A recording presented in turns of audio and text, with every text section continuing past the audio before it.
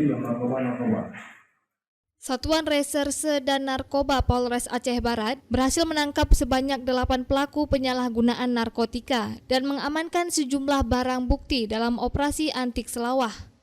Sementara dari 8 tersangka yang diamankan tersebut, 5 diantaranya merupakan tersangka kasus narkotika jenis sabu dan 3 orang tersangka kasus ganja. Adapun barang bukti narkotika yang berhasil diamankan tersebut, yakni ganja sebanyak 14,7 kg dan sabu-sabu sebanyak 4,6 gram. Di mana operasi penangkapan tersangka tersebut guna untuk menertibkan kondisi yang kondusif dan aman di masyarakat selama bulan suci Ramadan. Sementara itu, para tersangka tersebut akan dikenakan hukuman pidana sesuai dengan perbuatannya, baik sebagai pengedar maupun pengguna narkotika.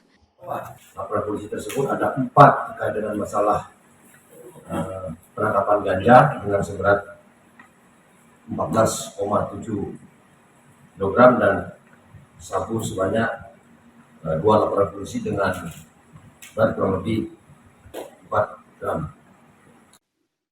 Dari Aceh Barat, Orian Saputra melaporkan untuk Puja TV Aceh.